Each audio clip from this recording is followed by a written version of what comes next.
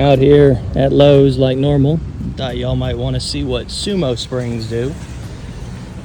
Now, I'm not going far, so otherwise I would have stacked this further in, but just going down the street. I want you to see there's 35 pavers there. I'm gonna guess this is about 15 to 20 pounds, so let's say 500 to 600 pounds in pavers probably. But what a Sumo Spring is, see if I can get a focus here. Might be tough. Oh, nice, yep.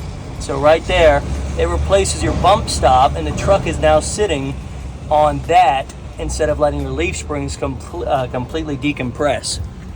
So normally a Tacoma or any other mid-sized truck would be bottomed out right now if I was asking it to do something small like this, but now you know, Sumo Springs.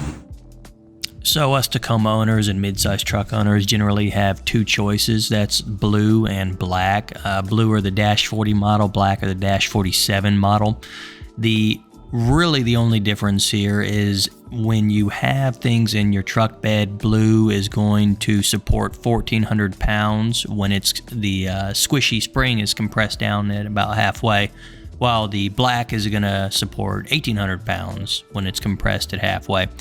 Now, what I didn't mention in the video portion, of course, is this should apply as well to trailer tongue weight. Of course, we load trailers with a good amount of the weight on the tongue, and this will also prevent sagging. A lot of camper pullers and construction dudes run Sumo Springs, whether it's on their mid-size, full-size, etc. But quick talk about the pros and cons we'll go over and not waste any of your time is...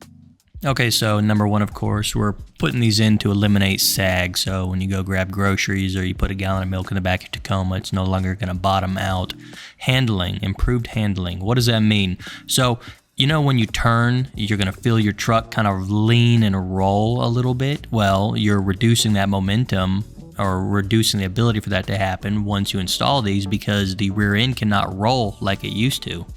I've also read reports and noticed it a little bit myself actually that because when you accelerate from zero, our trucks tend to, lurch a little bit backward. The leaf springs are absorbing a little bit of that momentum. Well, this is going to help eliminate that.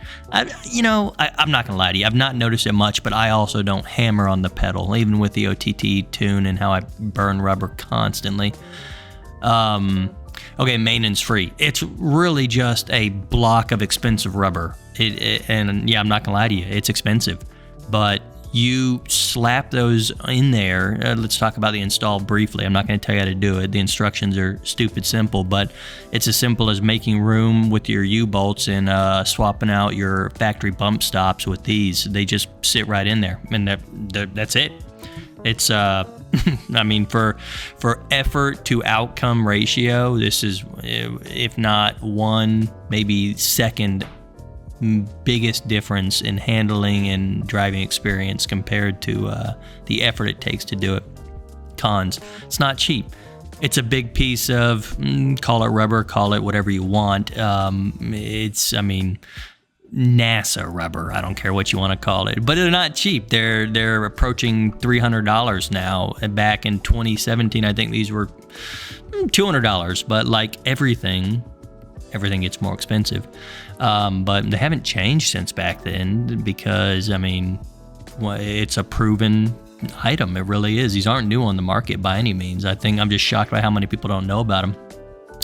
Now, I will say, when I was talking about not cheap, this is definitely a BOCO, a buy once, cry once kind of item. It's worth every penny in my mind. I'd pay even a little more. Stiff ride. Okay, so some people report a stiff ride, and that's very fair.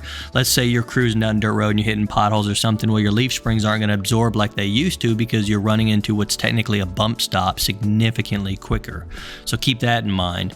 Now, I have the black pair because a good friend of mine gave me these actually. It was Greg. Greg gave me this set. If I was buying a set and with my daily driving, I probably would have leaned towards the blue. but it really depends on what your needs are. So I've rambled long enough. There's your pros and cons. Actually read some real world reviews. I'll link them below on Amazon and read what people are actually saying about these. But like I said, they're tried and proven, and I think you're gonna get something great out of them. So yeah, I'll shut up now. Thanks for hanging out. See y'all.